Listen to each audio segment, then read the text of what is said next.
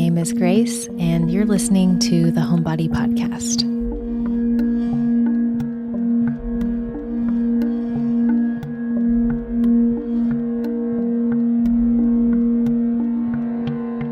Hi, everyone. Welcome.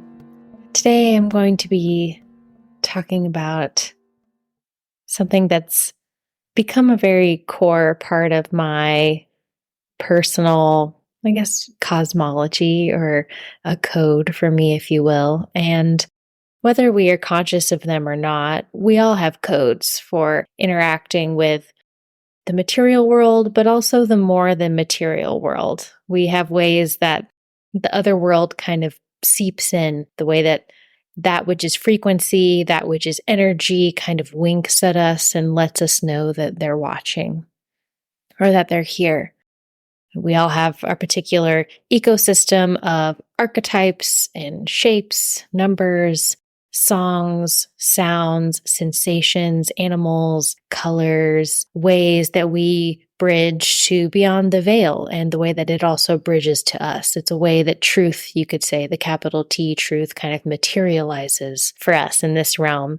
And those codes and symbols and deities also serve as access points through which we can also reach through the layers of reality. Well, in mainstream culture, we hear about it like in a movie or something, or even not in a movie, and just like real relatable stories from others. After people die, they recognize, a particular animal or happening as sort of a sign or the presence of the soul of the person who has passed. And I'm sort of like pulling beyond that a little bit into something that it doesn't have to be about someone that you knew in the material and who has passed on, but it could be. And some of you also probably have a really in-depth, intricate, beautiful landscape of all of these things. And others may just have a couple particular favorites that these are different ways that communication is happening for you. For me personally, I think that the more subtle the particular language is, and I'm using language here loosely, the more subtle the particular communication is, sort of the more pure or the more transmissible it is through the different realms of frequency and reality. So for instance, geometry, numbers, sound, vibration, these sort of beyond language ways that we can communicate with the other world, that we can still understand, but they also exist beyond words. Words can be so limiting, and also they have a way of keeping us in sort of the comfort of our rational mind and what we already know, as opposed to these things that really pull us into something greater than we already know or beyond our rational mind. And so this ecosystem of codes and symbols and numbers, etc., have a lot of value there as well. And these are things that I talk about in another solo episode a little bit on the interstellar, which I love because it's an intersection of sound and interstellar communication. And today I'm going to talk to you about one of my personal little codes, which is 3.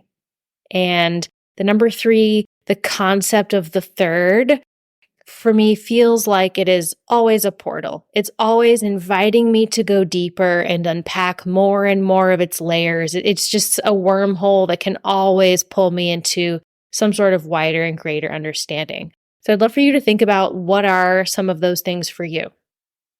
I also believe that the wisdom of 3 or the third holds a lot of wisdom for humanity at this moment. And that's going to be true with all of our symbols and things, even as we understand them at a given time, because we are a part of humanity at this moment. So if it's important to us, then it's going to be important for the whole in some way.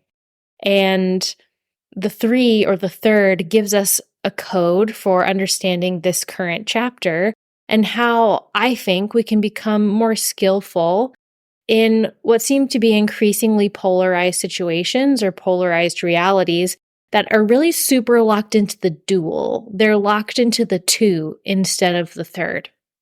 And so our culture right now, and I'm talking about weird culture, I'm talking about mostly United States, North American, continental US culture, because that's what I know.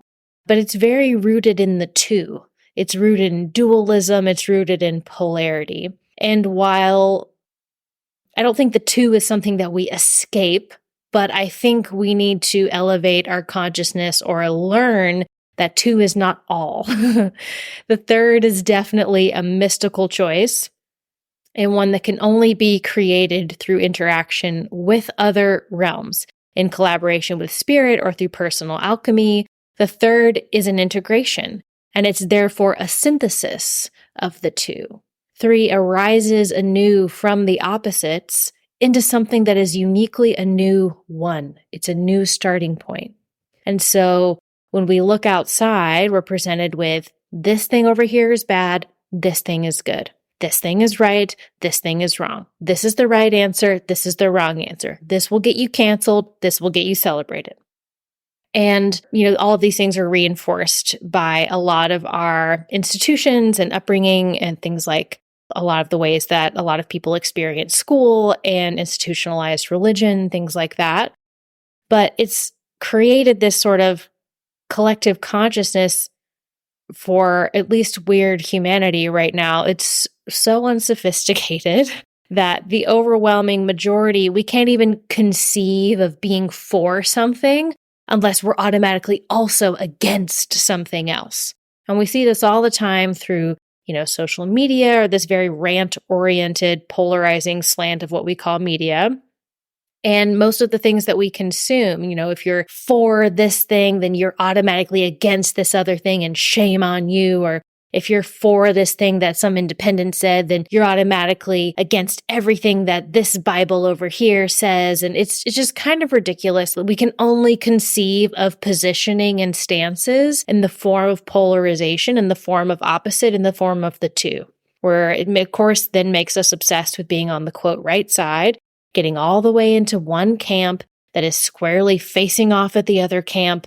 And because humanity can't currently, collectively anyways, conceive of the third, much less hold it down, we're always being against things. We're defined by what we're against, what we're anti, what we're not. And some of that, I think, it ends up being an excuse to not be creative. It's a lot easier to look at something and be like, well, I hate this and this is stupid and I'm anti this and I'm definitely not this, but do a little more work to be like, what's the vision then?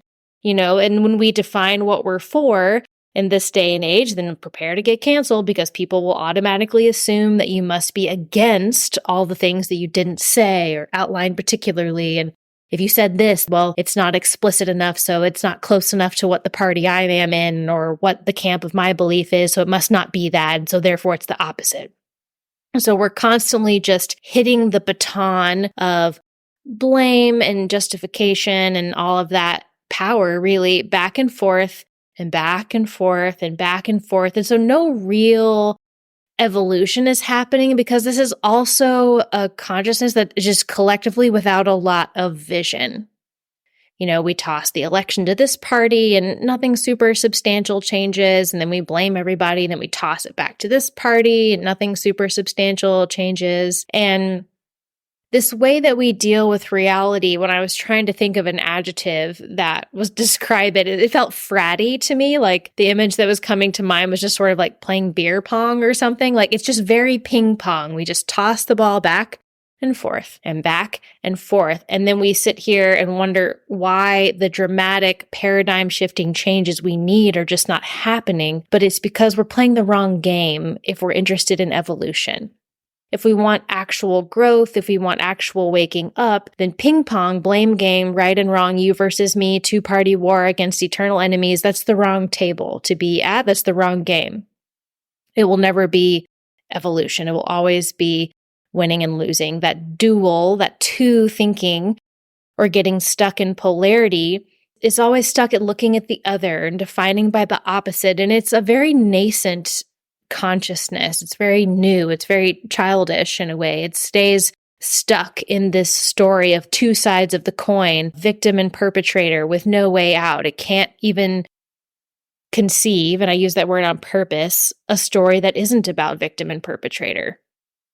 When in actuality, there are so many other stories that we could be having and creating together. Well, if you're on the bad side and I'm not you, so that makes me on the good side. It's even how we think of justice, right? We have two parties and one is absolutely right and one is absolutely wrong. And this way we conceive of absolution and forgiveness, all these, and justice, all these things, we only really think of them, at least collectively or institutionally, through the dual lens. And I know that I'm using a lot of exaggeration and even a bit of sarcasm and hyperbole here to illustrate the idea, but I think we all know the flavor of consciousness that I'm describing. There are also many subtle ways that perhaps we as individuals go about playing this game or playing the rules of this game, and therefore get stuck in playing the game of two ourselves. But I think the three asks us to do something more creative and more magical.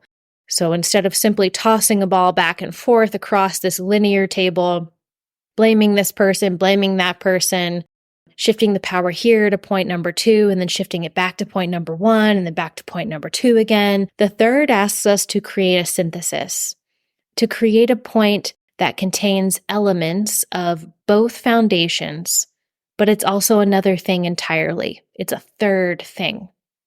In actuality, humanity does this all the time, right? The third is like the child, right? Two forms come together to make a third form. And when it comes to children, I'm using that image because it's easy for us to imagine, it has genetic material from both of the two predecessors, but it also is its own third thing entirely. And so when in relationship, another example, there's a me and there's a you, there's an I and a you, but then there's also the we. And the we is the shape that holds me and you. We is that third thing that includes us, but is also beyond us. So the third requires the two to become creators instead of just players. We're not just playing a game, we're making a game. We're not just tossing the ball back and forth, hoping to win based on whoever is justified at the end or whoever's deemed on the right side or whoever made the last shot until another game starts and we have to duke it out again. The third is not just playing the game, the third is making a game.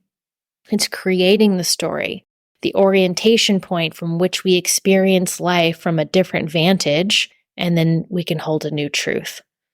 The third can hold what is new, what something is evolving to be, and we have to learn to do that inside of our own consciousness if we want to be a part of that evolution.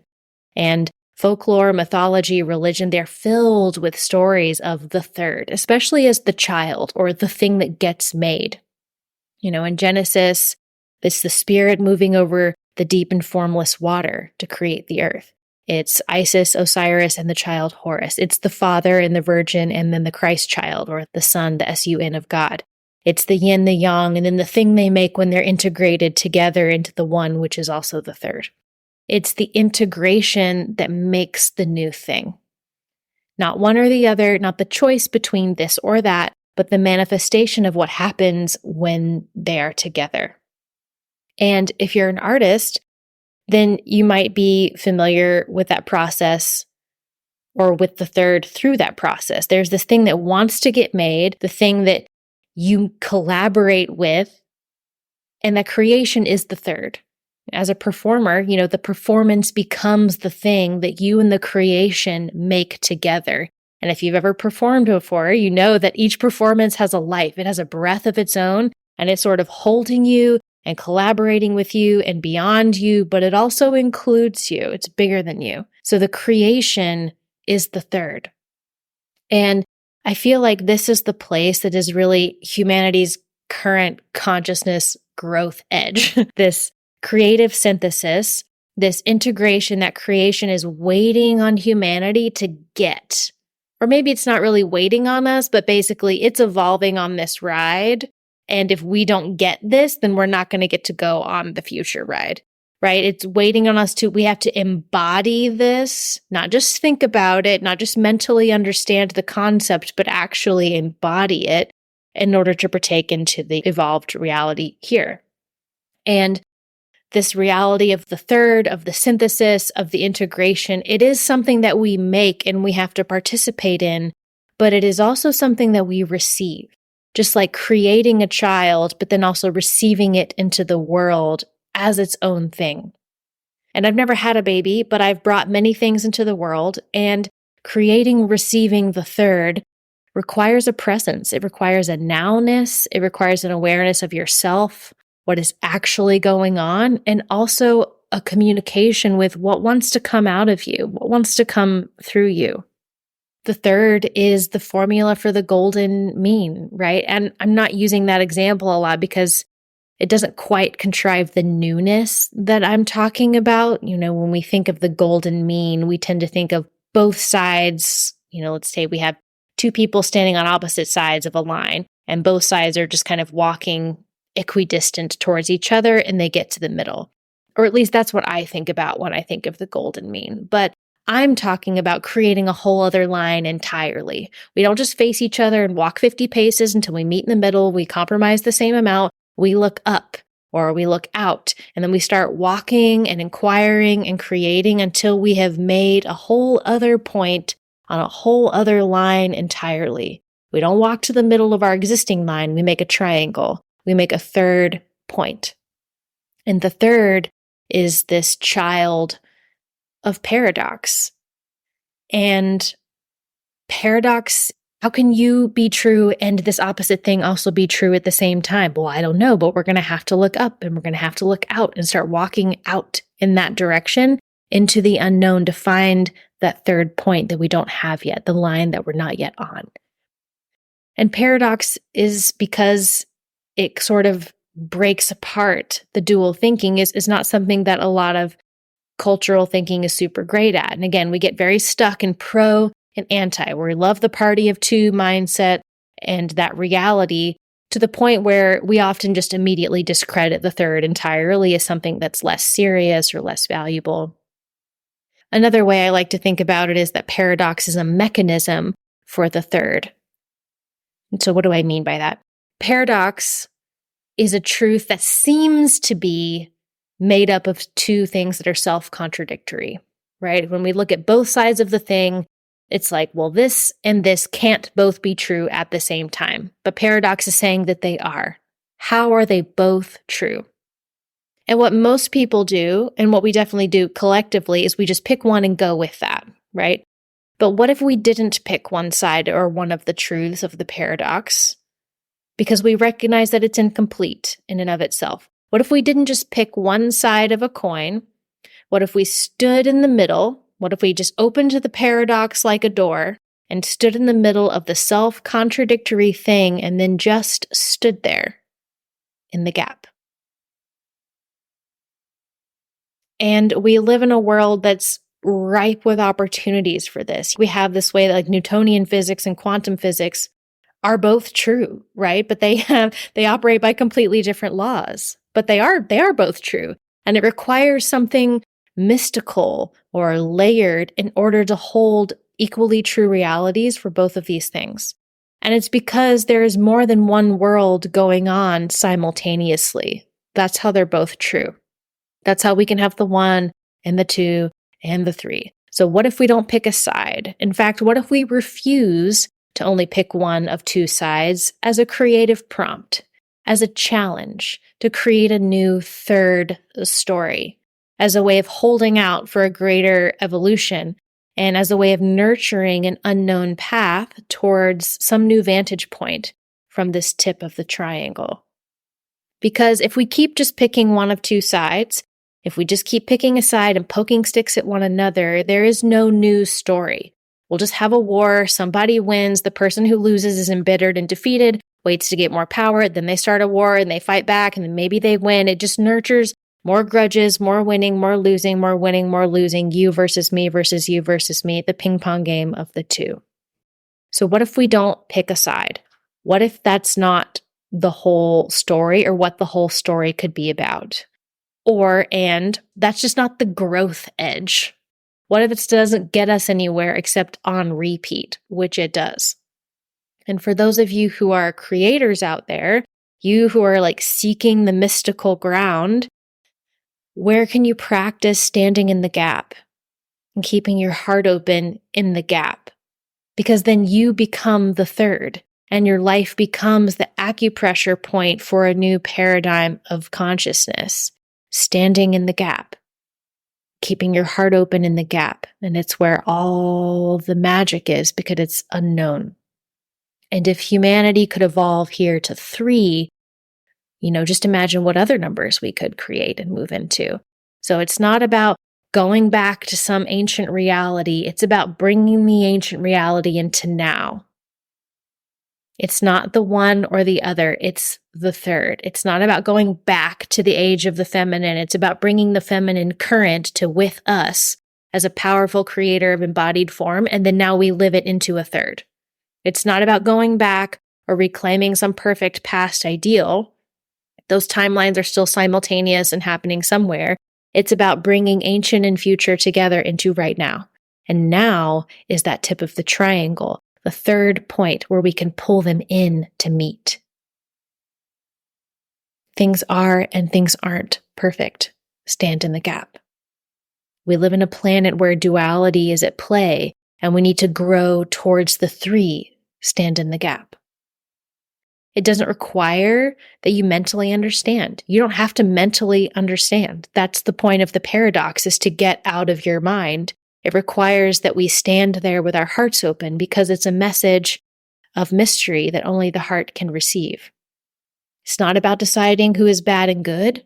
It's not about deciding who is the ultimate victim competition and who is the ultimate perpetrator competition. It's about living into healing, into creating into a whole other paradigm entirely. And we may have to move through these polar states. Obviously we do, because we're here right now, through polar identities. But if we're doing it consciously, we're doing that while also knowing that the polarization is not the arrival stage. We haven't arrived once we've decided who's the most to blame and get on the opposite side. That's just like a potential bus stop on a bigger ride where we would get on another ride entirely after that. And so those of you who know your ancient ones, who know you're being tapped to embody this possible paradigm, and because one of the ways you know is because you couldn't get the current one to work for you if you tried, and you've probably tried, we have to commit to the gap, open to the third, commit and surrender to the mystery of not knowing long enough to create something else entirely. It's not settling for the known story. It's not settling for the ping pong game. You have the seed of the secret sacred inside of you, and we can't waste it by only feeling sad because our current world doesn't recognize the sacred.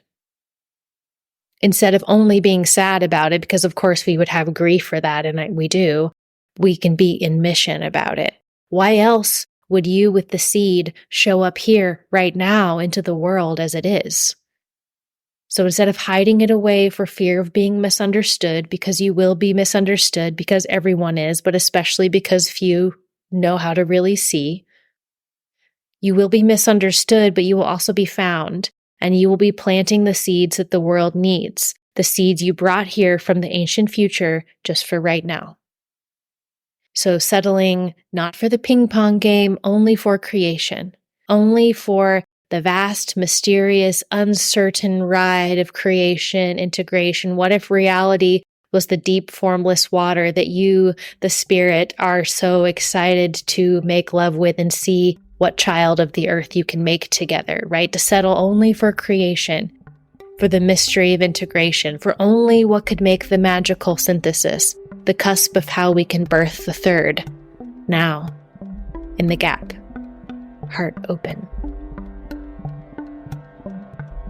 Thank you so much for listening. If you enjoyed the episode, please take a few moments to subscribe to the show, leave us a review, and share the episode.